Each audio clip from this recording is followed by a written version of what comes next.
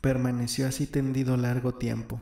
Sucedía que a veces se despabilaba un poco, y en tales momentos advertía que ya era noche cerrada. No se le ocurría levantarse, hasta que por último notó que ya alboreaba el nuevo día. Estaba acostado en el diván, boca arriba, aún transido de su entumecimiento recién. Hasta él, recios, llegaron desde la calle unos tremendos y desolados alaridos que por lo demás oía todas las noches al pie de su ventana, a las 3. También ahora lo despertaron. Ah, ya están saliendo de las tabernas los borrachos, pensó. Ya son las 3, y de pronto dio un brinco, cual si alguien lo hubiese hecho saltar del diván. ¿Cómo? ¿Ya las 3? Se sentó en el diván y entonces lo recordó todo. De pronto, en un momento, todo lo recordó. En el primer instante pensó que se había vuelto loco. Un frío tremendo se apoderó de él, pero aquel frío provenía de la fiebre que hacía ya rato le había entrado en el sueño. Ahora también de pronto le acometió tal temblor que los dientes parecían ir a saltársele, y todo su cuerpo se agitaba. Abrió la puerta y aguzó el oído. En la casa todo estaba en profundo sueño. Atónito, se miró él y giró la mirada por todo el cuarto y no comprendió. ¿Cómo había podido al entrar la noche antes no cerrar la puerta con el picaporte y echarse en el diván, no tan solo vestido, sino hasta con el sombrero puesto, el cual había rodado al suelo y allí estaba caído cerca de la almohada? Si hubiera entrado alguien, ¿qué habría pensado? Que yo estaba borracho, pero se asomó a la ventana. Había ya luz bastante y enseguida procedió a examinarse toda la persona, de los pies a la cabeza, y todo su traje. ¿No guardaría vestigios? Pero así, vestido, era imposible. Temblando con los escalofríos de la fiebre, se desnudó y volvió a repasarlo todo. Lo miró todo bien, hasta el último hilacho y el último doblez, y desconfiando de sí mismo repitió la operación hasta 3 veces. Pero no había nada, al parecer ninguna huella, solo en aquel sitio donde el pantalón por abajo formaba un reborde y se deshilachaba. En aquel reborde había unas espesas manchas de sangre. Cogió un gran cuchillo plegable y cortó aquella franja. Al parecer ya no había nada más. De pronto recordó que el portamonedas y los objetos que sacara del arca de la vieja, todo eso hasta entonces lo tenía guardado en el bolsillo. Hasta entonces no se había acordado de sacarlos y esconderlos, no se había acordado de ellos, ni siquiera cuando hacía un momento estuvo revisando el traje. ¿Cómo había sido aquello? En un instante procedió a sacarlos y arrojarlos encima de la mesa. Después de volcarlo allí todo y vaciar los bolsillos para estar seguro de que no quedaba ya nada en ellos, fue y lo llevó todo a un rincón. Allí, en el rincón mismo, abajo, había un sitio donde colgaban jirones de papel de la habitación. Inmediatamente procedió a esconderlo todo en aquel agujero, por debajo del papel. Ya está, fuera todo y el portamonedas también, pensó con alegría, incorporándose y mirando estúpidamente el rinconcillo, donde el agujero resaltaba ahora más. De pronto dio un respingo de terror. «Dios mío», murmuró desolado, «¿qué es lo que me sucede? ¿Es que esto está escondido? ¿Es que así se esconden las cosas?» Verdaderamente no había contado con aquellos objetos. Pensaba que todo se reducía a dinero, así que no había dispuesto de antemano ningún sitio. Pero ahora, ¿por qué alegrarme?, pensó. ¿Acaso los he escondido? En verdad que la razón me abandona. Extenuado, se sentó en el diván e inmediatamente un temblor insufrible le acometió de nuevo. Maquinalmente tiró de su paletó de estudiante, de invierno, que estaba doblado encima de una silla, que era de abrigo, aunque ya todo hecho jirones. Se cubrió con él y el sueño y la fiebre volvieron a dominarle. Se adormiló. A los 5 minutos nada más volvió a levantarse de un brinco y se puso a examinar de nuevo, atónito, su traje. ¿Cómo he podido volver a dormirme sin haber hecho nada? Así es, el nudo corredizo de debajo del sobaco todavía no lo deshice. Me olvidé de eso, menudo indicio. Quitó el nudo y se apresuró a hacerlo trizas, que ocultó debajo de la almohada, con la ropa blanca. Tiras de ropa blanca no habrán de despertar en todo caso sospechas, tal parece, repitió en pie, en medio del cuarto, y con una tensión intensa hasta ser penosa, volvió a girar la vista en torno suyo, en el suelo y por todas partes, por si se le había olvidado algo. La convicción de que todo, hasta la memoria, hasta el simple discernimiento, le habían abandonado. Empezó a atormentarle de un modo insoportable. ¿Será que ya empieza? ¿Que ya está empezando la expiación? Nada, nada, eso es. Efectivamente, los trozos del pantalón que había arrancado estaban allí, tirados en el suelo, en medio del cuarto, de modo que podía verlos el primero que entrase. ¿Pero qué es lo que pasa?, volvió a exclamar como enajenado. Entonces hubo de cruzar por su mente una extraña idea, la de que podía suceder que todo el traje lo tuviese manchado de sangre, que quizá tuviese muchas manchas, sino que él no las veía ni las notaba, porque su discernimiento se le había debilitado, nublado, y se le había obnubulado el juicio. De pronto recordó que también en el portamonedas había sangre. Bah, así debía de ser, y también en el bolsillo tiene que haberla, porque me metí en él el portamonedas húmedo. En un instante desdobló el forro del bolsillo y así era. En el forro del bolsillo había huellas, manchas. Por lo visto no me ha abandonado del todo la razón, por lo visto conservo todavía discernimiento y memoria. Cuando caí en eso y lo adiviné, pensó triunfalmente, respirando profunda y gozosamente a pleno pulmón. Se trata sencillamente de la debilidad de la fiebre, de un delirio momentáneo. Y arrancó todo el forro del bolsillo izquierdo del pantalón. En aquel instante, un rayito de sol le iluminó la bota izquierda. En la puntera, por la que se veía asomar el calcetín, parecían advertirse indicios. Se quitó la bota. Efectivamente, son indicios. Toda la punta del calcetín está manchada de sangre.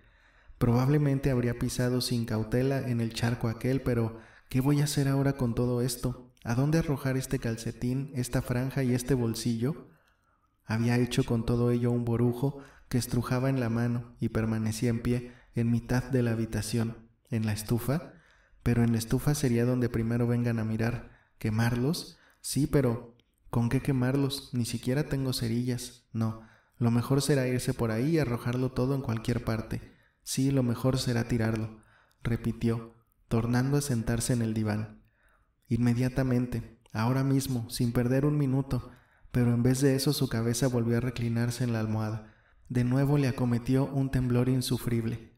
Otra vez se arropó con el abrigo y largo rato, algunas horas, le estuvo asaltando por momentos esa idea de, ahora mismo sin perder el tiempo, irse por ahí a alguna parte y deshacerse de todo aquello a fin de hacerlo desaparecer de la vista de todo el mundo cuanto antes, cuanto antes.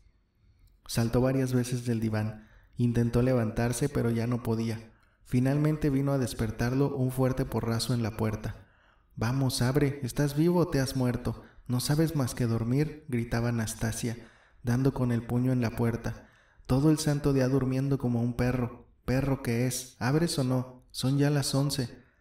«Es posible que no esté en casa», dijo una voz de hombre. «Va, esa es la voz del portero. ¿Qué buscará aquí?». Dio un respingo y se sentó en el diván. El corazón le palpitaba con tal violencia que hasta le hacía daño. «Habrá echado el cerrojo», insinuó Anastasia. «Vaya, ahora le da por encerrarse. ¿Temerá que se lo lleven? Abre, hombre, despierta». «¿Qué me querrán? ¿Por qué vendrá el portero? Todo se sabe ya. ¿Se resistiría o abriría? Me pescaron». Se incorporó, se inclinó hacia adelante y descorrió el cerrojo. Todo su cuarto era tan chico que podía descorrer el cerrojo sin levantarse del todo del diván. Lo había adivinado. Eran el portero y Nastasia. Nastasia lo miró de un modo raro, con gesto retador y desesperado. Miró él al portero. Este en silencio le alargó un papelito gris, doblado y sellado con cera de botella. «Una citación de la oficina», dijo al entregarle el papel. «¿De qué oficina?».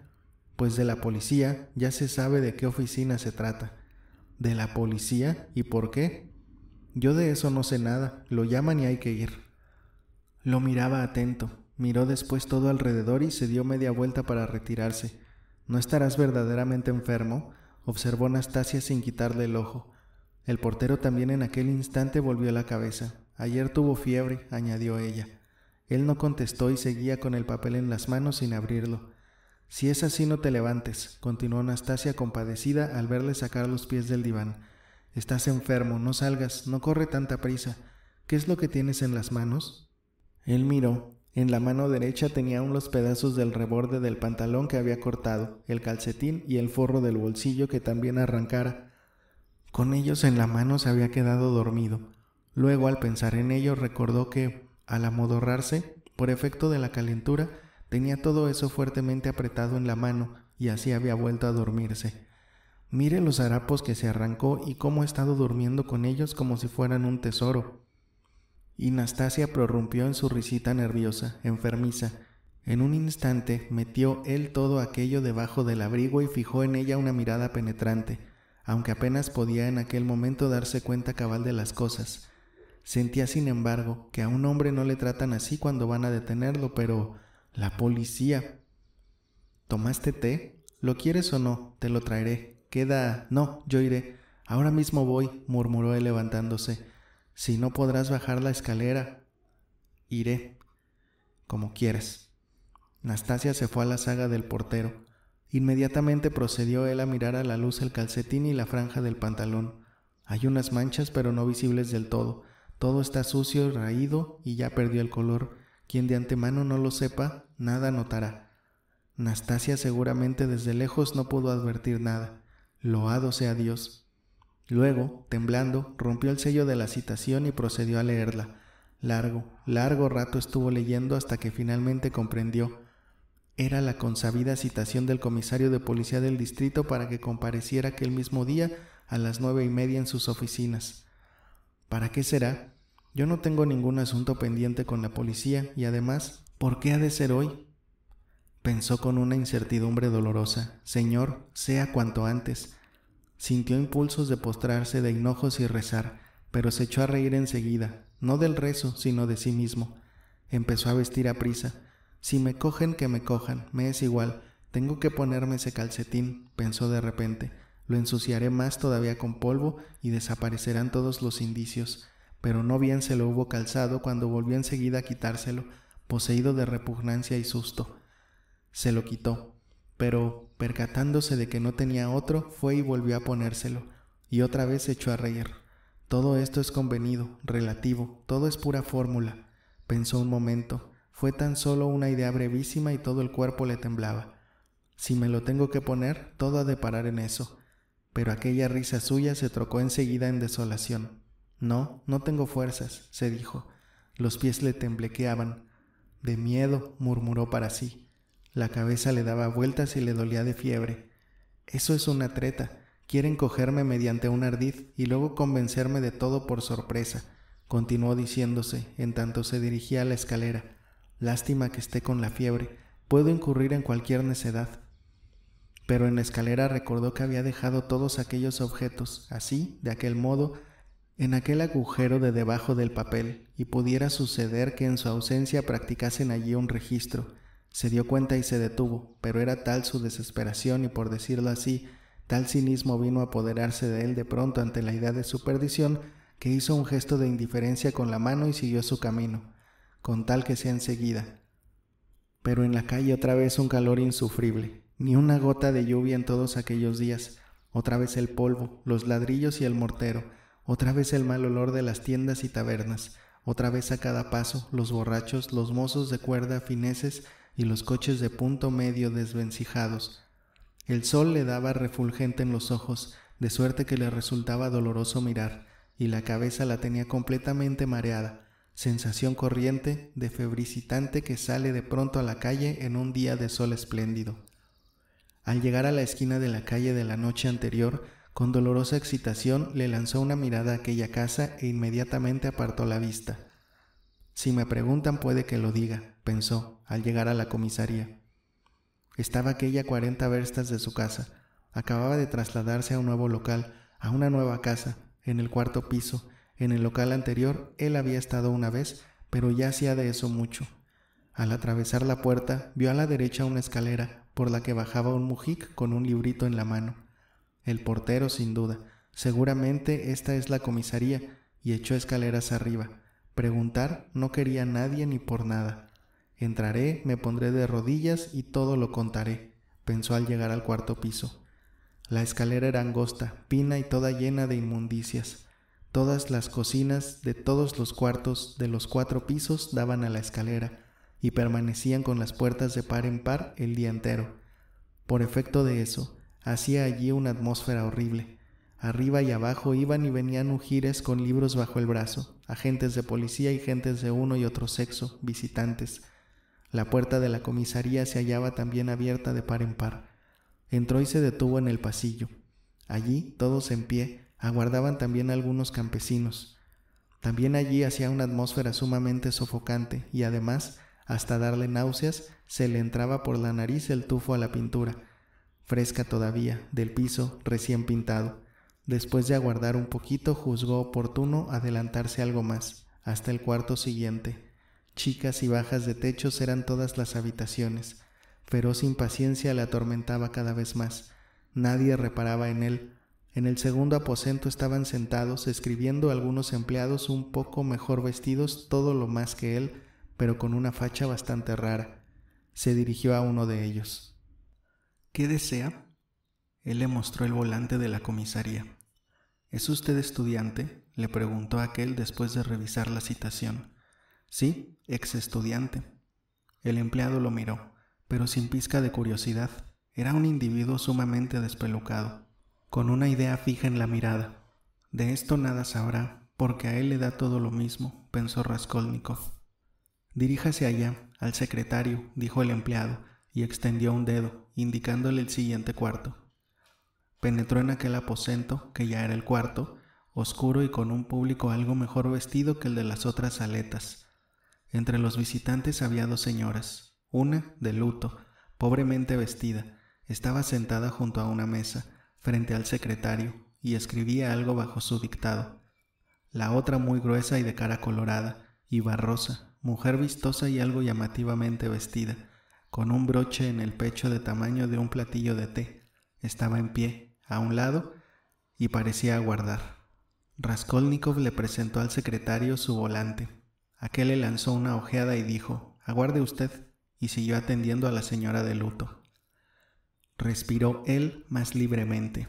De fijo, no es para eso. Poco a poco empezó a cobrar ánimos. Se empeñó con todas sus fuerzas en no desanimarse y tener serenidad. Alguna tontería, la más leve imprudencia, y puedo echarlo a perder todo. Lástima que aquí falte el aire, añadió. El aire sofoca, la cabeza sigue dándome vueltas, y la razón también. Sentía en todo su ser un desconcierto horrible. Temía no poder dominarse. Se esforzaba por asirse a algo y pensar en cualquier cosa completamente secundaria, pero ni remotamente lo conseguía. El secretario, por lo demás, le interesó mucho. Pugnaba por adivinar algo de él, deduciéndolo de su cara, algo así como tomarle de antemano el gusto. Era un hombre muy joven todavía, de unos 22 años, aunque su cara morena y animada le hacía parecer de más edad. Vestido a la moda con cierta elegancia, con raya del pelo hasta el cogote, muy rizado, y dado de cosmético, con muchedumbre de sortijas y anillos en los blancos y primorosísimos dedos, y cadenillas de oro en el chaleco. Con un extranjero que estaba allí había cruzado también un par de palabras en francés y bastante pasablemente.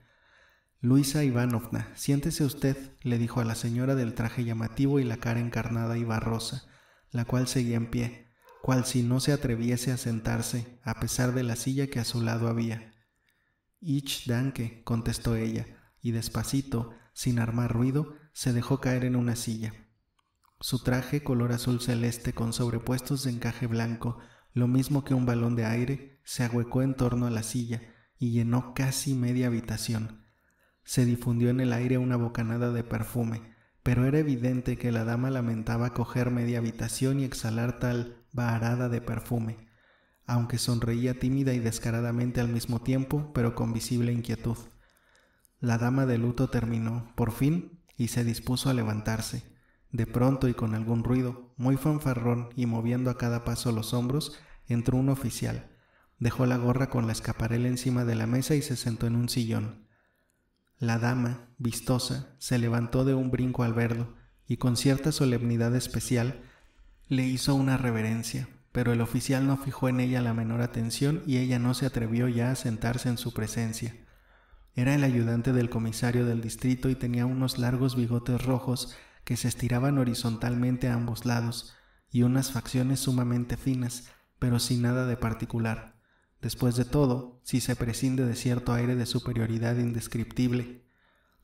De soslayo y con cierto mal humor miró a Raskolnikov. Ya de por sí su traje resultaba bastante repelente y, no obstante su humildad, no parecía en consonancia con su indumento.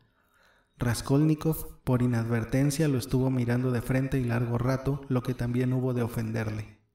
«¿Qué deseas?», le gritó, seguramente maravillado de que semejante harapiento no pensase siquiera en apartar de él la vista ante su fulminante mirada. «Me han citado, con un volante», respondió como pudo Raskolnikov. «Es con motivo de una reclamación de dinero. El estudiante», se apresuró a decir el secretario, dejando por un momento sus papelotes.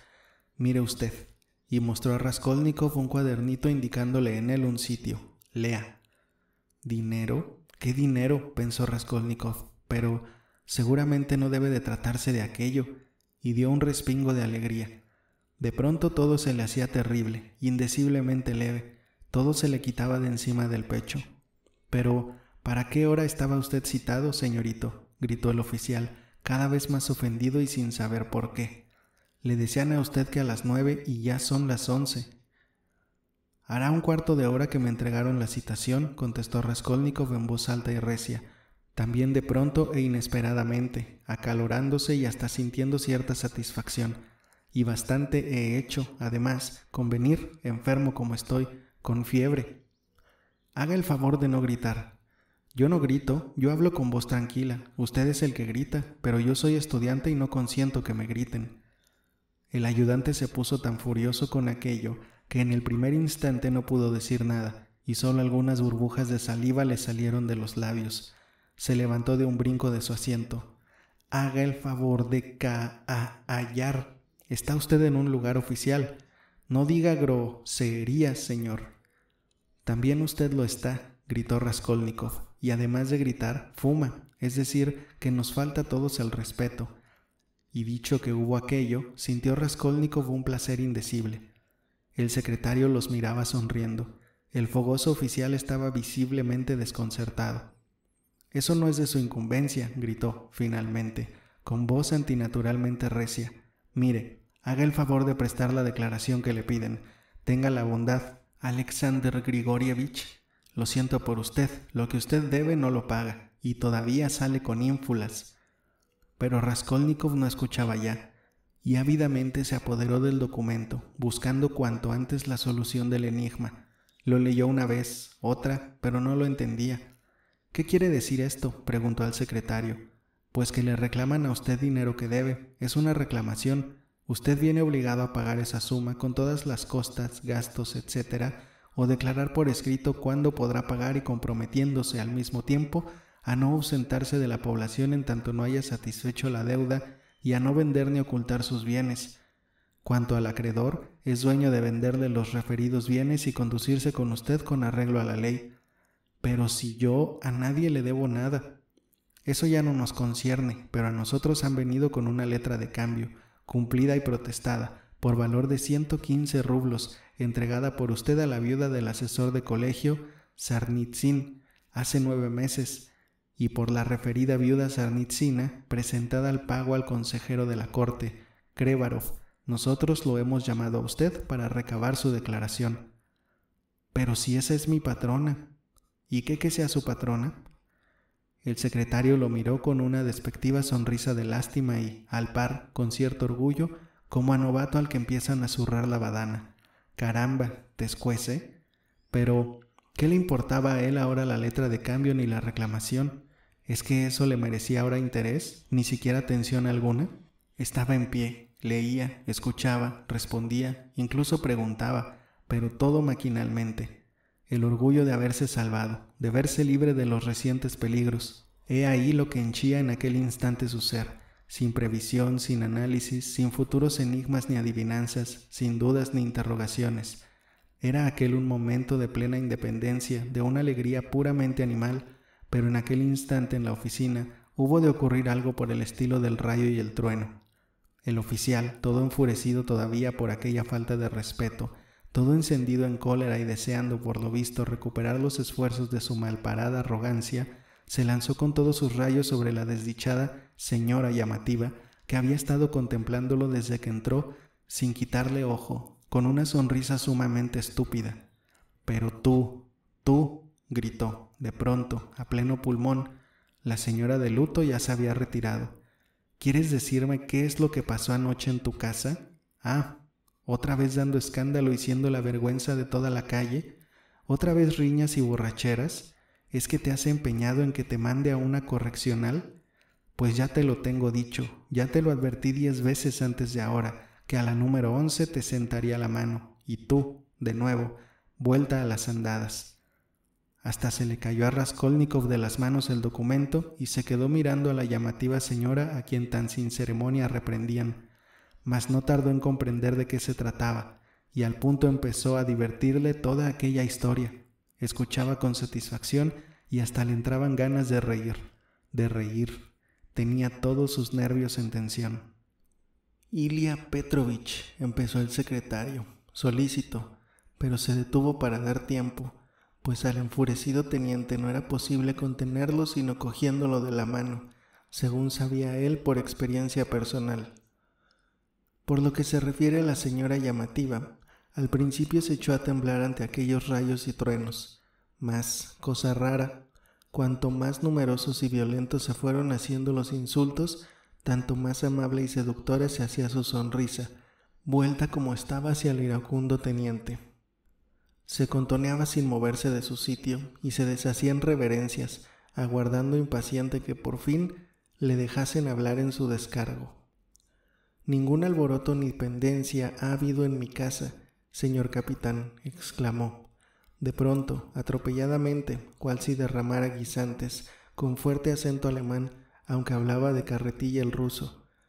Y nada de escándalo, solo que ese individuo llegó borracho y yo se lo contaré todo, señor capitán, pero yo no tengo la menor culpa. Mi casa es una casa decente, señor capitán, y allí todo el mundo se conduce como es debido, señor capitán, y a mí nunca me han gustado los escándalos. Lo que pasó fue que él se sentó allí borracho y todavía fue y pidió 3 botellas, y luego levantó un pie y se puso a tocar con el pie el piano, y eso no está bien en una casa decente. Y el piano me lo derrengó Hans, y esas no son maneras, y así fui yo y se lo dije, pero él fue y cogió una botella y se puso a pegarles con ella, por detrás, a todos.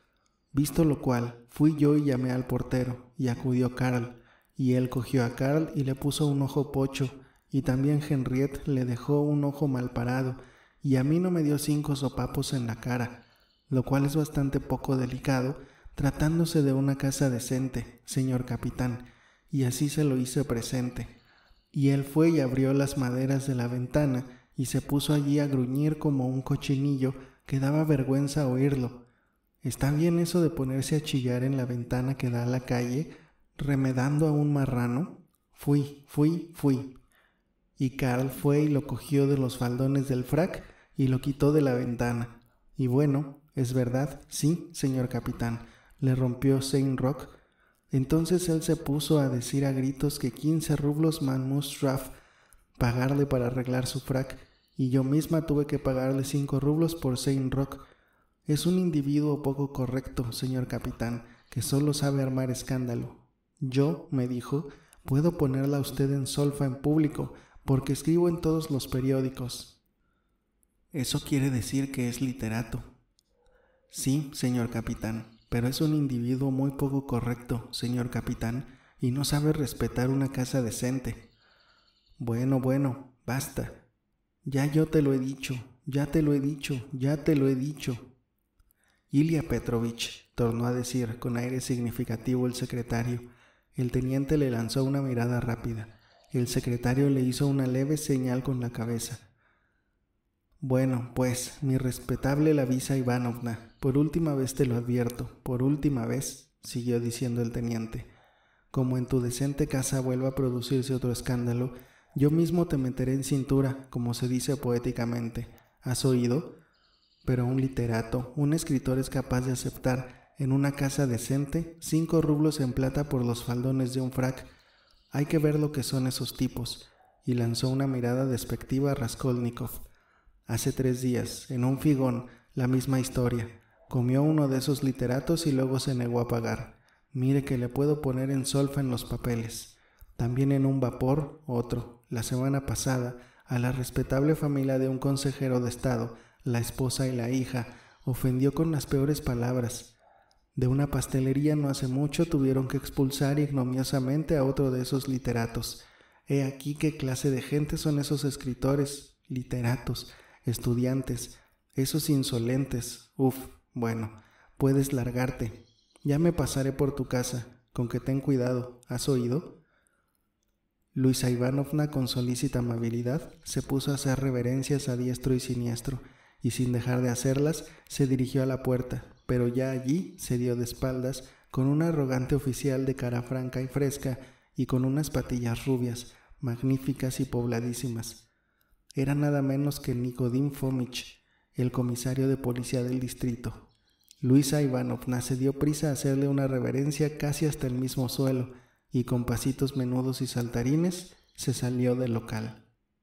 Otra vez alboroto, otra vez rayos y truenos, ciclón y huracán, dijo Nicodim Fomich, dirigiéndose amable y amistosamente a Ilia Petrovich. Otra vez con el corazón encogido, otra vez sulfurado, desde la escalera se te oía. ¿Cómo?, exclamó Ilia Petrovich con bonachona indolencia, y ni siquiera cómo, sino co-mo-o, trasladándose con algunos papeles a otra mesa y hombreando al andar de un modo pintoresco, moviendo acompasadamente pies y hombros. Haga usted favor de ver esto. El señor literato, es decir, estudiante, es decir, ex-estudiante, no quiere pagar el dinero que debe.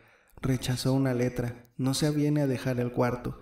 Constantemente recibimos quejas contra él y hasta se ha permitido llamarme la atención porque estaba fumando en su presencia. Pero vuelva usted los ojos y mírelo, aquí lo tiene usted en todo su deslumbrador aspecto.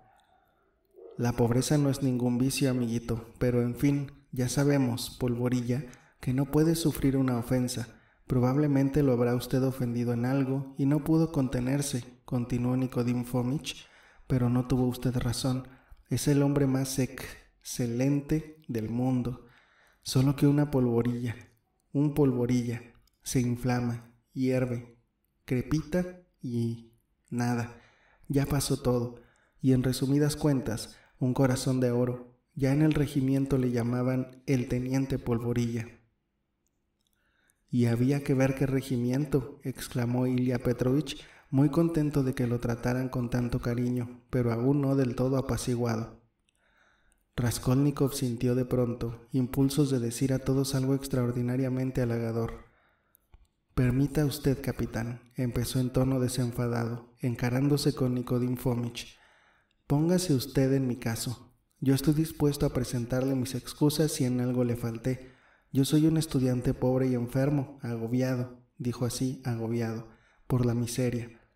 He suspendido los estudios porque ahora no puedo mantenerme, pero ya recibiré dinero. Tengo madre y una hermana en el gobierno de... Me mandarán dinero y pagaré. Mi patrona es una buena mujer, pero se enojó tanto al ver que yo había perdido mis lecciones y llevaba ya 4 meses sin pagarle que hasta me ha retirado la comida. Pero yo no comprendo lo más mínimo de esa letra. Ahora ella me exige que le pague por medio de esa letra de cambio. Juzguen ustedes mismos». «Pero eso no es de nuestra incumbencia», volvió a observar el secretario. Permítame usted. Yo estoy absolutamente de acuerdo con ustedes en esto. Pero permítame, sin embargo, que le explique», insistió Raskolnikov, dirigiéndose no al secretario, sino a Nicodim Fomich, aunque esforzándose también por dirigirse al mismo tiempo a Ilia Petrovich, aunque este último aparentaba estar exclusivamente atento a sus papelotes y despectivamente hacía por no mirarlo. «Permítame usted que yo, por mi parte, le explique que llevo ya viviendo en esa casa alrededor de 3 años, desde que vine de la provincia, y antes. Por lo demás, no sé por qué no he de decirlo a mi vez. Desde el principio le prometí casarme con una hija suya, promesa verbal, completamente libre. Era aquella una chica. Bueno, a mí me gustaba, aunque no estuviera enamorado de ella. En una palabra, la juventud. Quiero decir, la patrona me había concedido mucho crédito y que yo en parte llevaba una vida... Yo he sido muy atolondrado». «No se le pide a usted que entre en tales intimidades, caballero, y además no tenemos tiempo para escucharle», le interrumpió Ilia Petrovich groseramente y con aire arrogante, pero Raskolnikov, con vehemencia, le atajó. no obstante costarle muchísimo trabajo hablar. Pero permítame usted también a mí en parte contárselo todo, cómo sucedió y, a mi vez, aunque después de todo, estoy de acuerdo con usted en que es inútil contar nada, pero hace un año esa muchacha hubo de morir de tifus y yo seguí allí de huésped, como antes, y la patrona, al trasladarme al cuarto que ahora ocupo, me lo dijo amistosamente, que ella tenía absolutamente confianza en mí y todo, pero que por qué no le daba yo una letra por valor de 115 rublos, que era, según ella, el importe de mi deuda.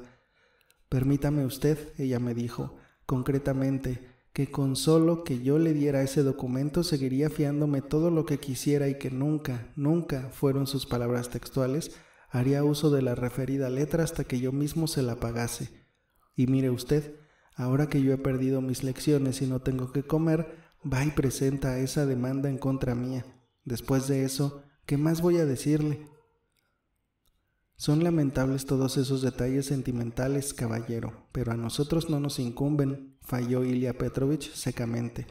Usted está obligado a firmarnos su declaración comprometiéndose a pagar, pero todo eso que usted se ha dignado contarnos respecto a su amorío y todas esas cosas trágicas no son de todo punto indiferentes. Vamos, que eres cruel, refunfuñó Nicodim Fomich, sentándose a su mesa y poniéndose también a garrapatear. Parecía como si le diera vergüenza. Escriba usted, le dijo el secretario Raskolnikov. ¿Qué voy a escribir?, preguntó aquel de mal talante. Yo se lo dictaré.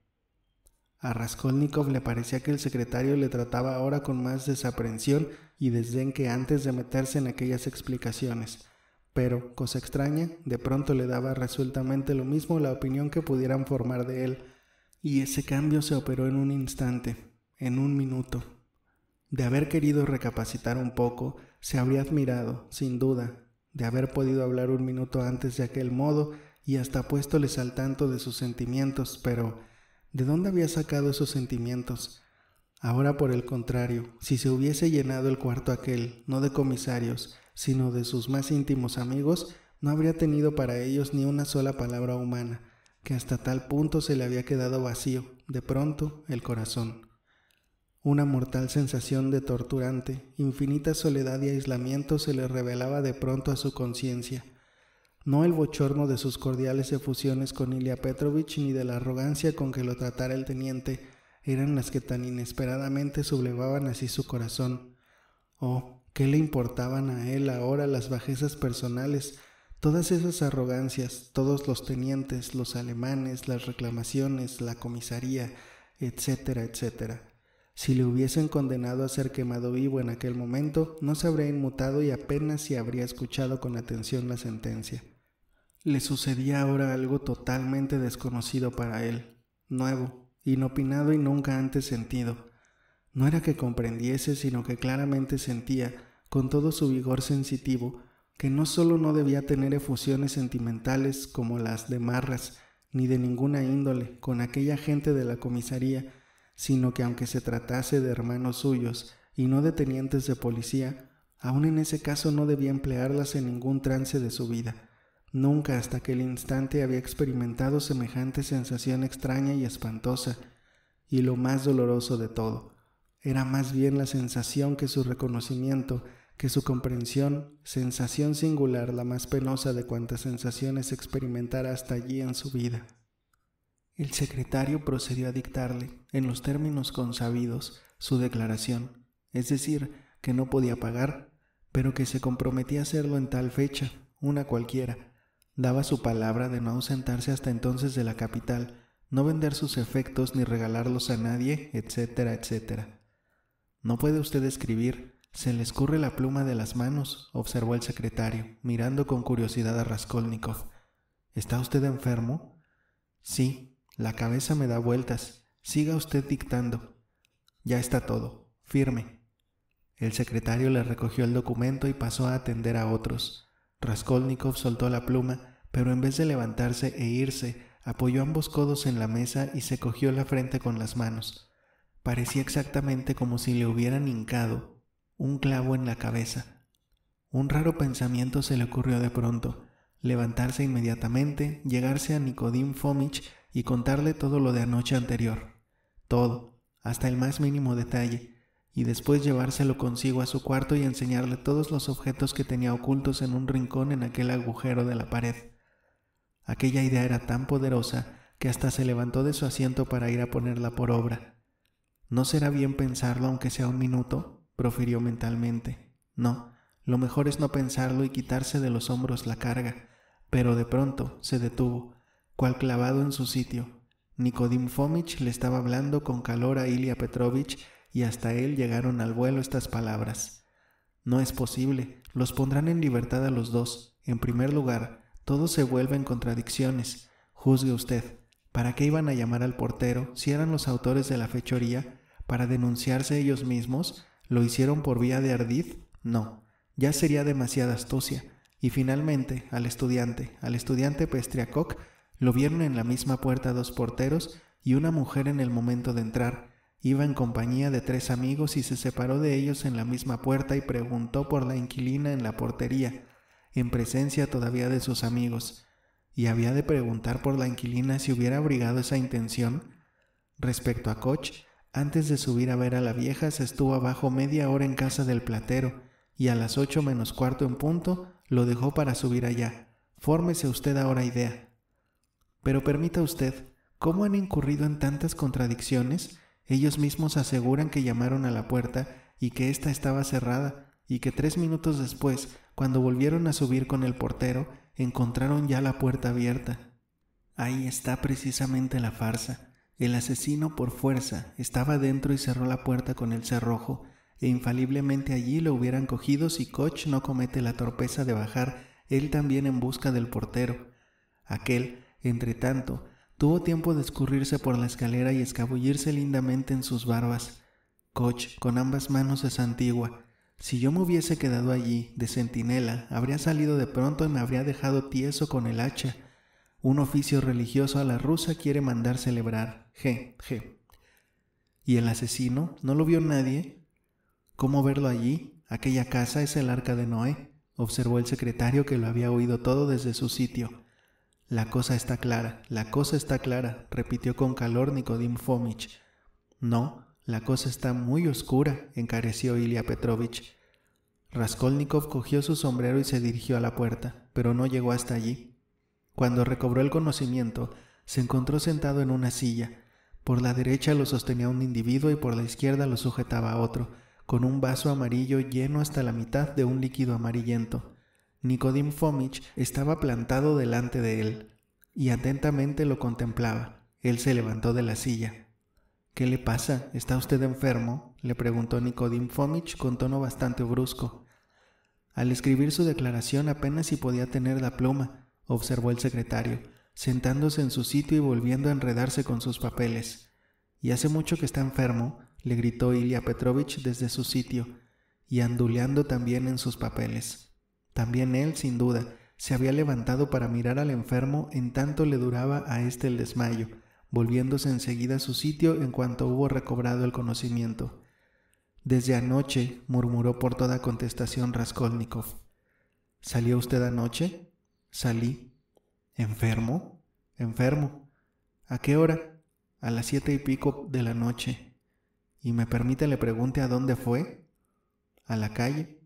Breve y claro. Raskolnikov respondía de un modo brusco, tajante, todo blanco como un lienzo y sin bajar sus negros e inflamados ojos ante la mirada de Ilya Petrovich. «Apenas se tiene en pie y tú», quiso observar Nicodim Fomitch. «Eso no importa», exclamó, con acento algo grosero, Ilya Petrovich. Nicodim intentó decir algo todavía, pero después de mirar al secretario, que también lo miró de hito en hito, guardó silencio. Todos, de pronto, callaron. Era singular aquello. «Bueno, está bien», concluyó Ilya Petrovich. «Nosotros no lo entretendremos». Raskolnikov se fue. Todavía pudo oír cómo, luego de salir él, se entabló allá adentro, de pronto, una viva discusión en la que sobresalía por encima de todas las demás la voz inquisitiva de Nicodim Fomitch. En la calle volvió en sí del todo. «Registro, registro, ahora mismo, registro», se repetía para sí, dándose prisa por llegar a su casa. «Bandidos, Lo mirarán todo. El miedo del día antes volvió a apoderarse por completo de él, desde los pies a la cabeza.